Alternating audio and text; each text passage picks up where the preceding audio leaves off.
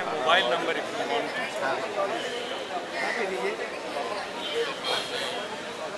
आपको mobile number है sir? Mobile नहीं है सर 98 हाँ जी 98109 98 हाँ जी 109 109 76 हाँ 705। 70 कल आप ही साथ बना हाँ मैं साथ जी जी जी। और क्या हाल है बेटे? ठीक मिल के करना है काम, है ना, तेज करेंगे।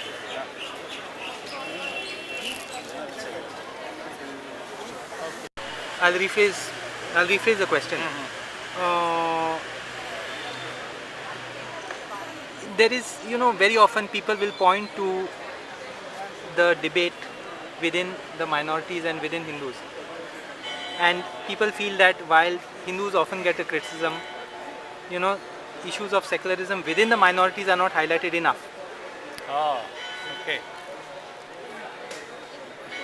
You see, there is again a type of politics involved in this.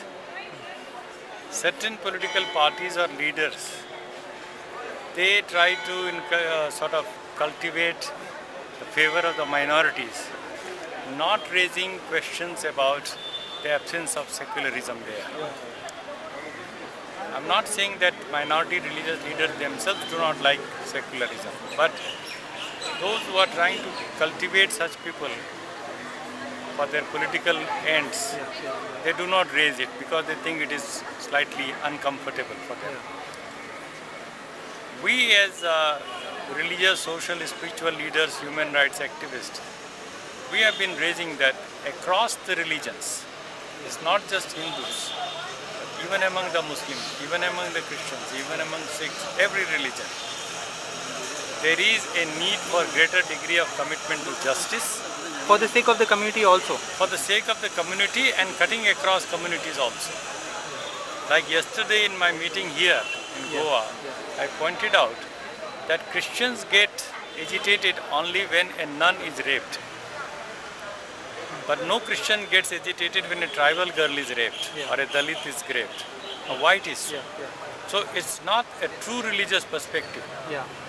So in this way, there is a dearth of human rights response or secular response among the religious communities, and that is creating that space where communal forces are using that type As a of justification.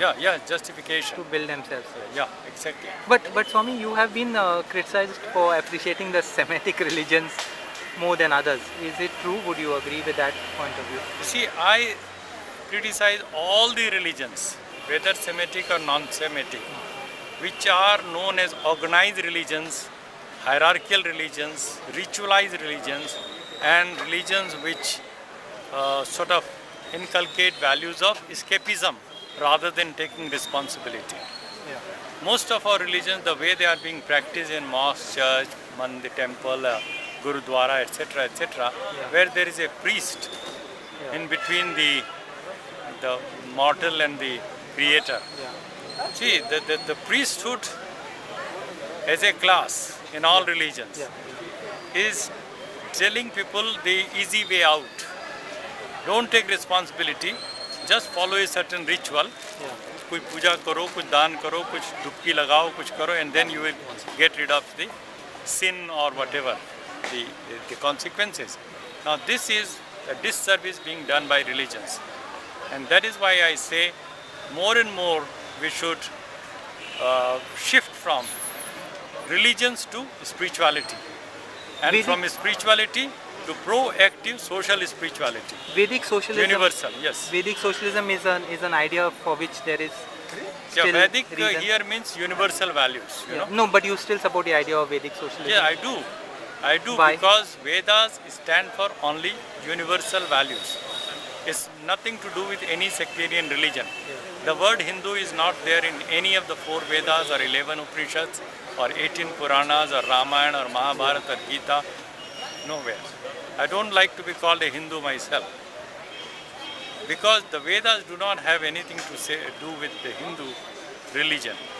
There the word is dharma, and dharma is universal concept. It doesn't say Hindu dharma. In this way, the Vedas say Manur Bhava, insan bano. अच्छे मनुष्य बनो, be good human beings. That's Yeah. all. And the whole of planet Earth is our mother. Mata Bhumim Putroham Prithivya. According to you, which are the main forces spreading communalism in India or beyond? You see, those who have got a vested interest in divide and rule, like our politicians, whether it is the British politicians, whether the pro-partition politicians or the present politicians, they're all playing on our emotions of casteism and communalism, by and large. The real development issues, the real issues of fighting poverty, inequality, injustice is not there in any political party. And that's the bane of our society. The youth must come forward and reject all of these political parties and create a new political movement which is based on justice and equality for all. And what are the main positive signs of reform within Hinduism today, according to you? Well, I don't see much of a sign of reform within Hinduism, unfortunately, though I belong to that movement called Arya Samaj. But Arya Samaj is also, I'm not fully satisfied with the amount of work, the type of work they have been doing. But Arya Samaj has been in the forefront of this reform movement, education for the girls and fighting against caste system and religious obscurantism, superstition, miracle mongering, all of this dogmatism in the name of religion. That has to be addressed. That is not being done by any religion. And most of these religious channels which are working overtime 24/7, Yeah. every religion has got now a number of Channels. TV channels. And they are creating more of obscurantism and superstition rather than trying to overcome. I think you were We critical. have to Yeah. promote scientific temper. Yeah. We have to promote rational thinking. And we have to promote the culture of debate, to doubt, to debate, and if necessary to dissent. The 3 Ds. Yeah. That is more important rather than making the mind dogmatic. Even you were critical of the way the US, particularly under George Bush and all, has been playing out the issue where Yes. you caused them a terrorist state for, wreaking religious conflict at a global level, Yes, particularly with Islam and things like yes, that. yes. So, how do you see that changing? Is the US Yeah, improving? Obama has, of course, given us fresh Yes. sort of air, and we are all very hopeful Yeah. that he will be able to live down the earlier Bush legacy. Which is a way of stoking up religious conflict in a very sophisticated way, because you're talking about terrorism, but you're actually targeting one religion, Yes, as far as the US. yeah, US under Bush was. policies were concerned, and they're more interested in the oil fields or their geopolitical interests rather than any, Also, fighting the need for against an enemy. You need some enemy image And after it the was Cold War. They were responsible. First and foremost was the US, which dropped the atom bomb on Hiroshima and Nagasaki. Even after Japan having surrendered, the war over, there was no reason whatsoever for testing that or dropping that atomic bomb. Secondly, they are the biggest owners of the stockpile of nuclear arms today. Sitting on the nuclear arms stockpile, they are teaching others, sign NPT, do this, do that. Who are they? How can they stop Pakistan from making a bomb or India making a bomb, Iran going nuclear? If Moral you right is want not to there. destroy, US must come forward to destroy their nuclear arsenal first, and then we should all follow. Thank you. Thank you so much.